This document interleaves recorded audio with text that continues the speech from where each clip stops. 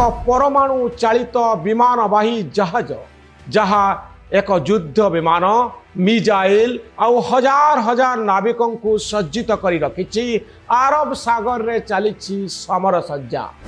यह एका नुहे या सहित अच्छी यूएसएस फ्रांक ई पीटरसन जूनियर भली विध्वंसी जहाज जहा टोमाहक मिजाइल नहीं प्रस्तुत रही। ट्रंप द्वितीय विमानवाही मध्य पठाइबा पाई इंगित देउचंती।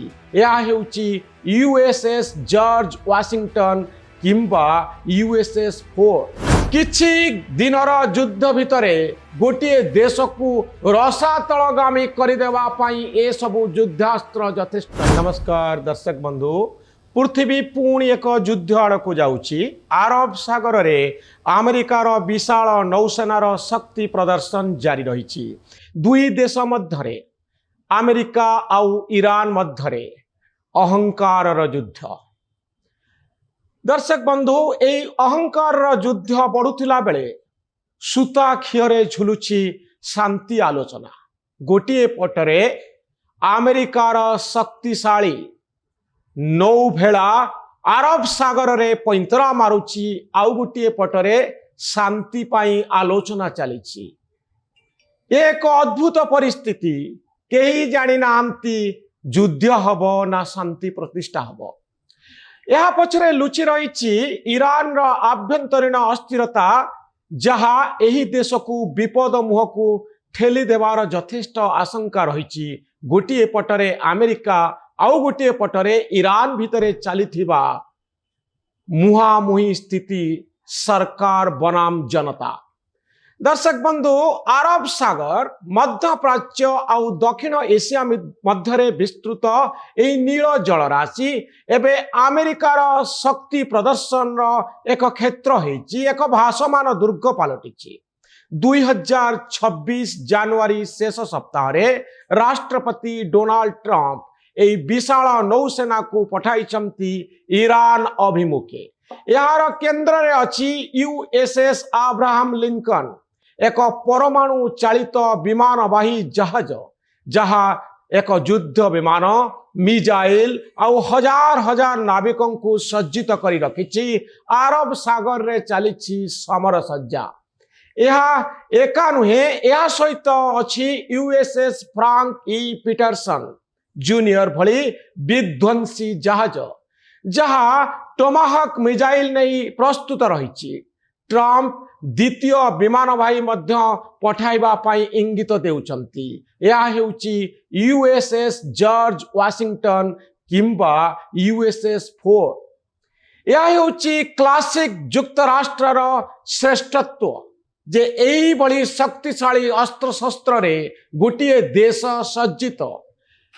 किछि दिनर युद्ध भितरे गोटे देश को रसातलगामी करदेवा पाई ए सबु युद्धास्त्र यथेष्ट। दर्शक बंधु, विश्वर सर्वबृहत्तम नौशक्ति एवं सर्वबृहत्त मिलिट्री जो देश सहित अछि जहार प्रतिरक्षा बजेट परवर्ती 10टी देशंक ठारू अधिक, सेमाने हेउचंती सेही देश जो माने अमेरिका सहित बंधु भाव रे रहिबा पाई चाहंती आउ अमेरिका मित्र मानकु एकाठी करिछि मध्य प्राच्य रे ईरान को सबक शिखेबा पाई प्रस्तुत होछि। साउदी अरब सहित युद्ध अभ्यास करुछंती, आकाश रे पैंतरा मारुछंती आउ एक ईरानी ड्रोन को भी गुली करी खसई देइछंती। एही सबु देश माने सही 10टी देश जो माने अमेरिका सहित प्रस्तुत होउचंती समय आसिले युद्ध करिबा पाई। 2022 रु ईरान रे विक्षोभ चलिछि, अर्थनैतिक संकट चलिछि, जलर अभाव रही, पानी मिलु नाही पीवा पाई, कड़ा इस्लामिक नियम को लोके विरोध करुछंती। केवल सेतिक नुहे दर्शक बंधु, मुद्रास्फीति आकाश छुईलाणी, महंगा बढ़ुछि, युव बेकारी एक विस्फोरक स्थिति रे अछि। सेपटे युक्तराष्ट्र अमेरिकार दमनमूलक आभिमुख्य परे देश भितरे विद्रोह बढ़ुछि। युक्तराष्ट्र अमेरिका सहित ଯୁଦ୍ଧର ଆଶଙ୍କା ଦିନକୁ ଦିନ ବଢୁଛି। ଏହା ଲୋକଙ୍କୁ କିଛି ସମୟ ପାଇଁ ଏକତ୍ରିତ କରିପାରେ, କିନ୍ତୁ ଯଦି ପରିସ୍ଥିତି ଖରାପ ହୁଏ ତେବେ ବଡ଼ ବିପ୍ଳବ ହୋଇପାରେ ଇରାନରେ। ଇରାନର ସୈନ୍ୟବାହିନୀ ଦୁର୍ବଳ ନୁହେଁ। ବାଲିଷ୍ଟିକ ମିସାଇଲ ଅଛି ଇରାନର ସୈନ୍ୟବାହିନୀ ନିକଟରେ। ଶହ ଶହ ଯୁଦ୍ଧ ଜାହାଜ ପ୍ରସ୍ତୁତ ଅଛନ୍ତି, ଡ୍ରୋନ୍ ବି ପ୍ରସ୍ତୁତ ରହିଛି। କିନ୍ତୁ ଯୁକ୍ତରାଷ୍ଟ୍ର ଆମେରିକାର ବିଶାଳ ସୈନ୍ୟବାହିନୀ ଆଗରେ, ମିଲିଟାରୀ ଆଗରେ ଏହା ନିଜକୁ କିଭଳି ବଜାୟ ରଖିପାରିବ ନିଜର ସ୍ଥିତିକୁ, ତାହା ହେଉଛି ସବୁଠାରୁ ବଡ଼ ପ୍ରଶ୍ନ।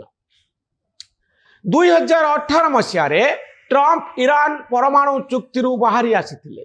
ସେତେବେଳେ କହିଥିଲେ ଏହାକୁ ସବୁଠାରୁ ଏକ ଖରାପ ଚୁକ୍ତି। ଇରାନ ଆଉ ଆମେରିକା ଭିତରେ ଯେଉଁ ଚୁକ୍ତି ହୋଇଥିଲା, ଡୋନାଲ୍ଡ ଟ୍ରମ୍ପ କହୁଥିଲେ ଏହା ହେଉଛି ସବୁଠାରୁ ଖରାପ ଚୁକ୍ତି। ପରେ ପରେ ଇରାନ ୟୁରାନିୟମ ସଂଗ୍ରହ କଲା, ବୋମା ନିର୍ମାଣ ପାଇଁ, ପରମାଣୁ ବୋମା ନିର୍ମାଣ ପାଇଁ ପ୍ରୟାସ ଆରମ୍ଭ କଲା। ତାପରେ ଆରମ୍ଭ ହେଲା ଆକ୍ରମଣ ପ୍ରତି ଆକ୍ରମଣ। 2020 ମସିହାରେ ଯୁକ୍ତରାଷ୍ଟ୍ର ଆମେରିକା ଡ୍ରୋନ୍ ଦ୍ୱାରା ଇରାନୀ ଜେନେରାଲ କାସେମ ସୋଲେମାନିଙ୍କୁ ହତ୍ୟା କଲା। ଇରାନ ପ୍ରକ୍ସି ମାଧ୍ୟମରେ ପ୍ରତିଶୋଧ ନେଲା। 2025 ମସିହାରେ ଯୁକ୍ତରାଷ୍ଟ୍ର ଆମେରିକା ଆଉ ଇସ୍ରାଏଲର ବିମାନ ଆକ୍ରମଣ ଇରାନୀ ପରମାଣୁ ସ୍ଥଳକୁ ନଷ୍ଟ କରିଦେଲା। ଏବେ 2026 ମସିହାରେ ଇରାନର ଡ୍ରୋନ୍ ଉଡ଼ାଇ ନୌ ଅଭ୍ୟାସ କରି ଯୁକ୍ତରାଷ୍ଟ୍ର ଆମେରିକାର ମୁକାବିଲା କରିବା ପାଇଁ ଚେଷ୍ଟା କରୁଛି ଆଉ କହୁଛି, ହେ ଟ୍ରମ୍ପ, ଆମେ ସ୍ୱାଧୀନ ଦେଶ, ଦୂରେଇ ଯାଅ। ପ୍ରଶ୍ନ ଉଠୁଛି, ଯୁଦ୍ଧ ଅନିବାର୍ଯ୍ୟ କି? ଆମେରିକା ଇରାନ ଉପରେ ଆକ୍ରମଣ କରିବ କି? ଶାନ୍ତି ପ୍ରସ୍ତାବ ନେଇ ଯେଉଁ ଆଲୋଚନା ଚାଲୁଛି ତାହା ସଫଳ ହେବ ନାହିଁ କି? ଅର୍ଥାତ୍ ଆମେରିକାର ବିଶାଳ ସୈନ୍ୟବାହିନୀ ଇରାନ ଉପରେ ଆକ୍ରମଣ କରି ସରକାରକୁ ଗାଦିଚ୍ୟୁତ କରିବେ କି? ଶାନ୍ତି ଆଲୋଚନା ଫେବୃଆରୀ ଆରମ୍ଭରେ ଓମାନର ମସ୍କଟରେ ଆରମ୍ଭ ହୋଇଛି। ଦର୍ଶକ ବନ୍ଧୁ, ଏହା ଏକ ନିରପେକ୍ଷ ସ୍ଥାନ ଯେଉଁଠାରେ ଦୁଇ ପକ୍ଷର କୂଟନୀତିଜ୍ଞମାନେ ମଧ୍ୟସ୍ଥ ମାଧ୍ୟମରେ କଥାବାର୍ତ୍ତା ହେଉଛନ୍ତି।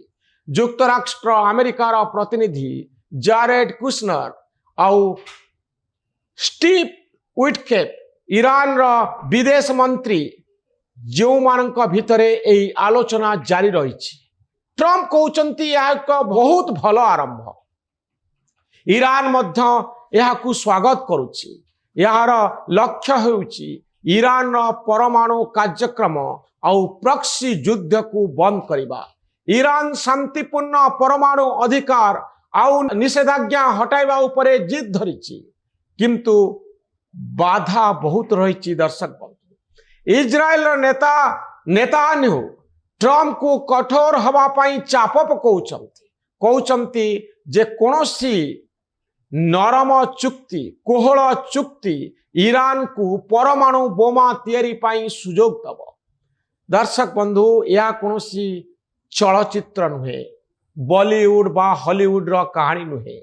ଏହା ହେଉଛି ଏକ ବାସ୍ତବ ଯୁଦ୍ଧ ରାଜନୀତି, ଯେଉଁଠାରେ ଏକ ଭୁଲ ପଦକ୍ଷେପ ସବୁକିଛି ବଦଳାଇ ଦେଇପାରେ।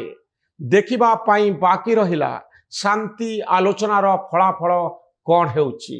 ଦର୍ଶକ ବନ୍ଧୁ, ଆରବ ସାଗରରେ ପ୍ରସ୍ତୁତ ରହିଥିବା ବିଶାଳ ନୌସେନା, ଟ୍ରମ୍ପଙ୍କର ଧମକ, ଅନ୍ତର୍ଜାତୀୟ ଚାପ, ଇରାନ ଭିତରେ ଚାଲିଥିବା ଆଭ୍ୟନ୍ତରୀଣ ଗଣ୍ଡଗୋଳ, ଆୟତୁଲ୍ଲା ଖମନେଇ ସରକାରରେ ରହିବେ କି ନାହିଁ ଉଠୁଥିବା ପ୍ରଶ୍ନ, ଆଉ ଏତିକି ବେଳେ ସାରା ବିଶ୍ୱ ଚାହିଁ ରହିଛି ଆରବ ସାଗର ଆଡ଼କୁ, ଇରାନ ଆଡ଼କୁ, ଡୋନାଲ୍ଡ ଟ୍ରମ୍ପଙ୍କ ଆଡ଼କୁ। ଏମାନେ ପୃଥିବୀକୁ ଯୁଦ୍ଧ ମୁହଁକୁ ଠେଲିଦେବେ କି? ଆଉ ଏକ ଯୁଦ୍ଧ ମଧ୍ୟପ୍ରାଚ୍ୟରେ ଏକ ଖରାପ ପରିସ୍ଥିତି ସୃଷ୍ଟି କରିବ କି? ନା ଶାନ୍ତି ଆଲୋଚନା ସଫଳ ହେବ? ଏ ପ୍ରଶ୍ନର ଉତ୍ତର କାହା ପାଖରେ ନାହିଁ। ଆୟତୁଲ୍ଲା ଖମନେଇଙ୍କ ପାଖରେ ନାହିଁ, ଡୋନାଲ୍ଡ ଟ୍ରମ୍ପଙ୍କ ପାଖରେ ନାହିଁ। ଆଉ ଆମ ଆଖିରେ ଦେଖାଯାଉଛି ସେଇ ଆରବ ସାଗରର ବିଶାଳ ନୌସେନା, ଯିଏ ଏକ ଅର୍ଡରକୁ ଅପେକ୍ଷା କରିଛନ୍ତି ଇରାନ ଉପରେ ବୋମା ବର୍ଷଣ କରିବା ପାଇଁ, ଆକ୍ରମଣ କରିବା ପାଇଁ। ईरान सरकार को तोड़िबा पाए आउ अमेरिका नियंत्रण को ईरान को अमेरिका नियंत्रण को नहीं जीवा पाए सारा पृथ्वी चाहि रही मध्य प्राच्य। ए भिडियोटी आपन को केमती लागिला मतामत रखिबे। आम चैनल न्यूज रूम को सब्सक्राइब करिवे। आम भली सांबादिक मानन को उत्साहित करिवे। धन्यवाद। नमस्कार।